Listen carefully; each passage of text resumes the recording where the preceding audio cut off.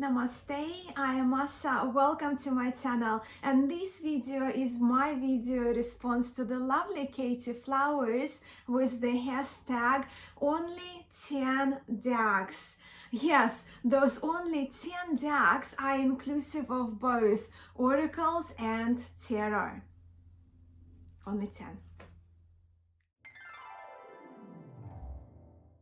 Now, Katey created this tag being inspired by a tag circulating in the beauty community, and she set it as a premiere. Katey's video was set as a premiere, which I watched last night. And straight away, even like as I just clicked on the notification, even before the premiere started, I knew that I had to jump on this tag. Well, because I thought it was fun and light, and it made me really think about if I could only keep 10 decks, which decks they would be. And I do know choosing 10 decks, only 10 decks, which include both oracles and tarot, may not seem like an easy and exciting task for us card lovers and card readers. And if you know me personally, if you've been watching my channel for a while, you know that I usually manage to find a loophole or two when doing my video responses. When this tag, only 10 decks, not so much, right? Because we only have 10 decks that we can count. Maybe a tiny little loophole for me here is that I'm not including my Lenormand decks and my Sibylla decks, as they do not belong into oracle category as such for me. But otherwise, I personally am very much up for this challenge.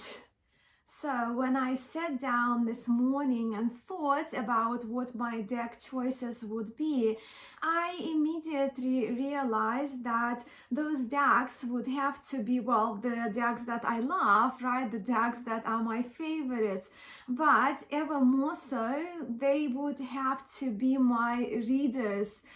In other words, the decks that I cannot see myself reading without. And here they are. The oracles have been the easiest for me to choose for this tag, as my only, well, 3 oracles, if I could only keep them, right? So that would be them for now. And again, as Katey mentioned in her video, it would be nice to revisit this tag next year. But the first oracle, it has to be the Reclaim oracle that I've had for a few months now. And this deck is by Marianne Constantine. This deck has been just so very powerful and amazing. And the art is actually quite simplistic. It came already etched like that. There are the backs. But readings with those cards have been just so spot on and powerful and supportive, yet very insightful, contemplative. I love using it as a clarifier to some kind of a deeper contemplative reading I do with tarot, or I use it on its own, just pull a card or a few.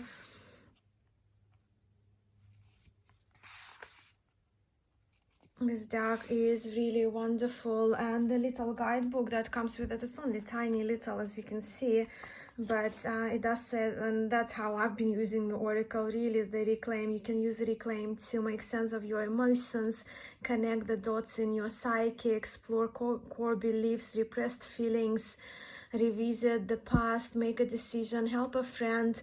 Actually, a few of my friends love me drawing a card or a few from this deck, complement a tarot reading, understand someone, check in with how you feel. That's been also a powerful exercise. I've been actually also using this deck for my journaling.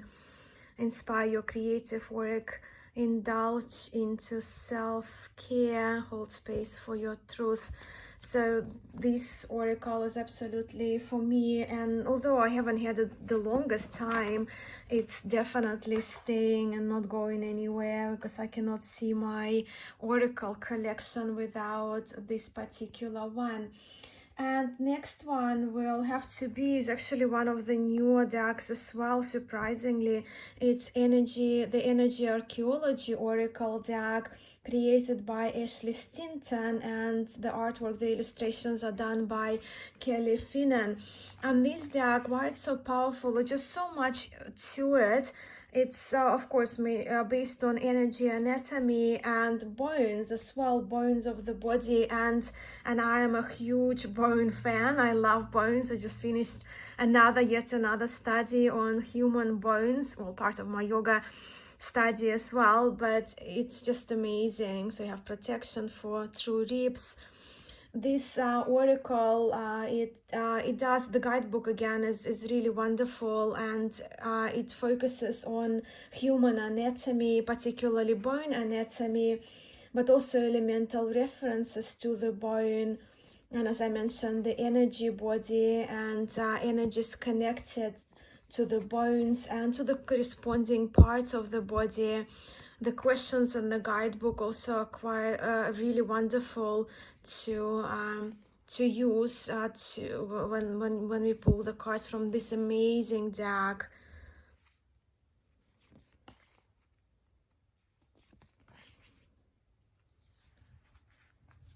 And my next oracle, which is the last oracle for this video, it just had to be, and although of course I was in between the saltwater reading cards by Laura Bowen or the Dreamtime oracle, but ultimately I did go with the saltwater reading cards.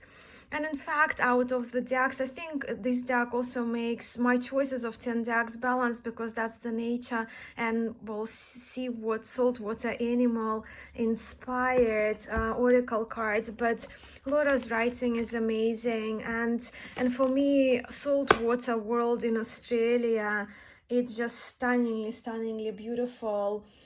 And I moved to Australia in 2004, and both decks by Laura Bowen, they've been really powerful and really helpful for me, not just to learn about the land, but also to connect to the land in Australia. And I love to be in the water. I love ocean. I really love that shade of blue chosen for the borders. But this deck is powerful, right? As an oracle, it's powerful. I can't recommend either of those decks enough, but since if I have to kind of choose water over the land, I really love to be by the water on the coast more than inland, hence that determined my choice of the saltwater reading cards by Laura Bowen. Now, when I think about tarot and what tarot decks that I won't be able to live without, and if I could only keep a few, we know that there have been quite a few tags like that, I always respond that I would always keep one Tarot de Marseille, one RWS Tarot, and one Thoth Tarot, and I would keep them original, right, not inspired by them. So when it comes to Tarot de Marseille category, that would be for me the Jean Noblet Tarot, which dates 1650, and which was the first Tarot de Marseille in that Tarot de Marseille pattern, arguably first, but definitely one of the earliest, dating 1650, and the earliest of what we know confirmed now. But I love the colors. This is the reproduction by Jean-Claude Flournoy. There a few other reproductions, wonderful reproductions of the Jean Noblet Tarot. At the moment, there is an amazing campaign on Kickstarter by Artisan Tarot to release their restored, cleaned out version in bridge size or pocket playing card size, I think bridge size. So yeah, this deck, absolutely, I need this. I use it daily, pretty much daily. And then when it comes to RWS, because I mentioned that for this tag, if I could only have those 10 decks, they need to be readers, right? So they can't be the decks that I'm precious about and I'm not often touching because they're so precious. So Blushing Fool, I do have Blushing Fool, but it's very rare, it's out of print, it's my little treasure, so it's not featured here. But instead for RWS, I feature, well, if you will, this is my RWS workhorse, right? That's pretty much this one and the other, the Pam's Old deck, also by Conrad Stein of CS Tarot, is RWS I now really use for readings for others and just carrying it around, because the cardstock of this one, it's available on my playing cards, is delicious, and I chose it in plastic cardstock. Again, I mentioned the water baby, ocean baby. Love to take my cards to the beach, read cards by the pool. But of course we know of the images, right? But of course they've been made more like kind of a stained, cracked glass background there by Conrad Stein. I really love those blues. But there is no need for me to show more images from the CS Tarot, where of course the artwork by Pamela Coleman Smith was used. But since I'm a Marseille Tarot lover, I had to include at least one more Tarot de Marseille deck. And this time around, it may be a surprise to some, but I decided to go with Pierre Madenier Tarot, dating 1709. This one is a reproduction from Tarot de Marseille Heritage by Yves Renoir. And why I decided to go with this one is because my favorites, a few of my favorite decks that actually are based on Tarot Madenier, at the backs, I did round the corners of mine, and I myself, I find this Tarot de Marseille is the softest and the most beautiful one, so I absolutely had to go with this one. And because also for readings I use it, and it's very appealing to people who find, well, this is type 2 Tarot de Marseille, right? And I know quite a few of people I read for, they don't find Tarot de Marseille like the Noble most appealing, where here with those softer faces, softer colors, the deck being more faithfully reproduced, so having that more, I guess, original, traditional, older look. So I just had to include Pierre Madenier Tarot de Marseille in my VR to Katey. Next deck is the Thor's deck, and I chose this version because I really love it and it's accessible. I do have a greenie, but I read with this one mostly when I pull the Thor's Tarot for my readings.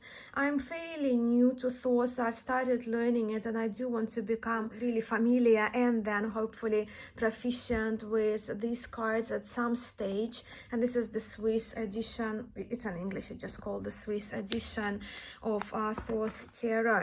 My experience with Thor's has been actually quite wonderful, and I did my year ahead spread with Thor's for this year, and every month I've been reflecting on the card that I pulled for that corresponding month, and that's been very spot on.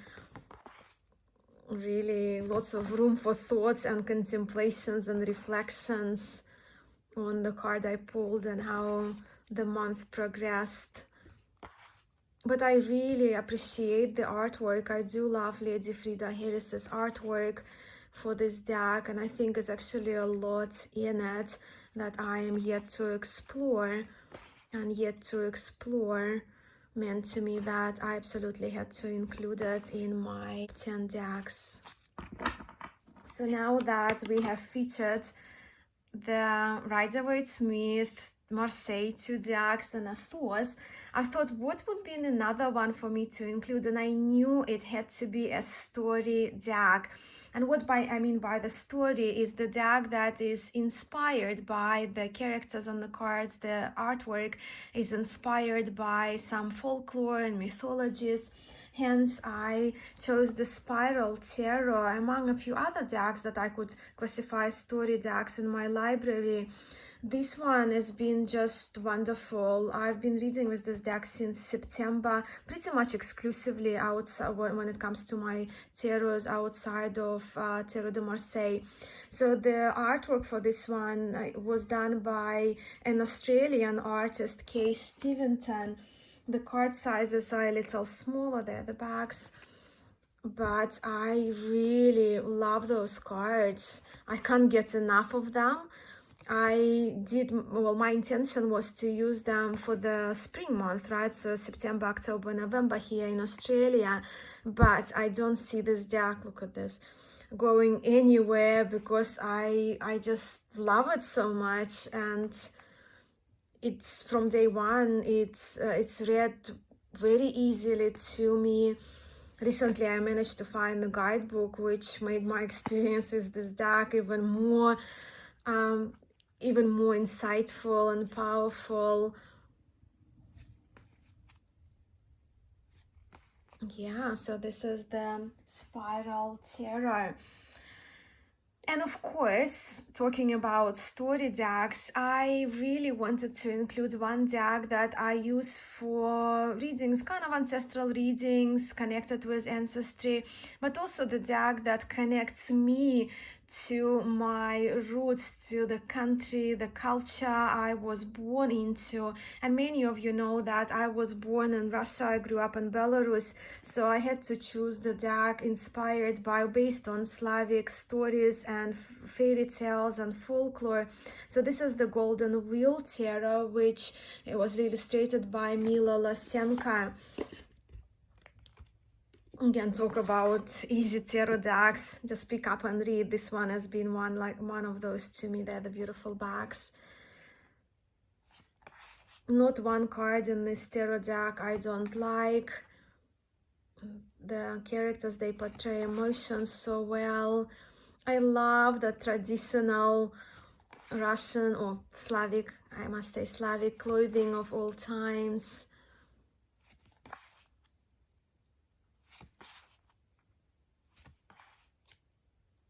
Love the watercolors,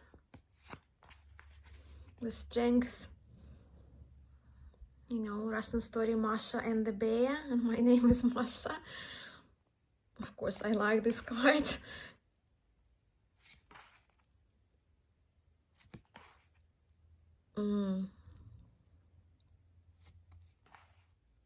So this is the Tarot of the Golden Wheel.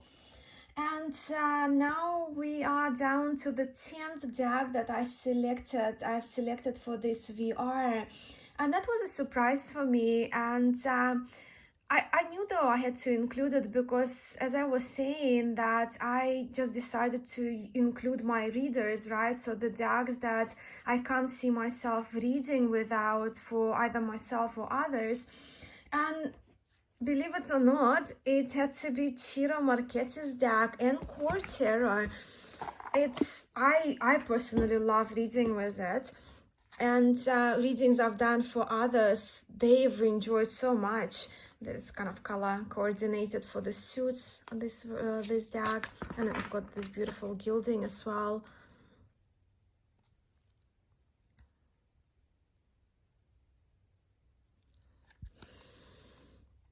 And at this stage is actually the only tarot, Ciro Marchetti's tarot that I have. I have decorative tarot, the mass market version, on its way to me now because it's very kind of, it's peep deck and I love peeps. But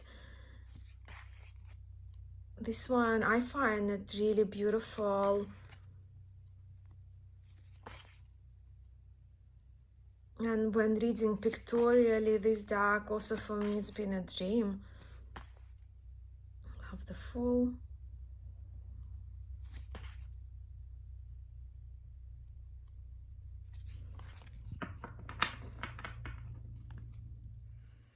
And before we go, let's just do a quick recap of the only 10 decks I would keep if I could only keep 10 decks, tarot and oracle included. I started my VR with the oracles, so the Reclaim Oracle is one of them, and then Energy Archaeology Oracle, Saltwater Reading cards that I really can't live without. And then we moved on to tarot decks. My choice of the Rider-Waite-Smith Tarot is the CS Tarot by Conrad Stein. My Tarot de Marseille choices are Pierre Madiney Tarot and Jean Noblet Tarot. My story deck is my current favorite story deck, the Spiral Tarot. The deck that connects me to my roots, my country of birth, is Tarot of the Golden Wheel. My Thoth choice is this particular version of Thoth Tarot. And then we had the Anchor Tarot as well. So let's just do a count to make sure that I didn't cheat. 1, 2, 3, 4, 5, 6, 7, 8, 9, 10. Only 10. I hope you had fun and enjoyed my video response to Katey Flowers. Katey Flowers' original video is linked for you here in the description box below. But of course, I would also love to know your 10 decks. If you could only keep 10 decks, Oracle and Tarot included, what decks they would be. And also do let me know if you would pick any of the decks that I have selected and just shared with you. I would love to hear from you very much. Thank you so much for spending time with me today. Until next time, much love and light. Namaste.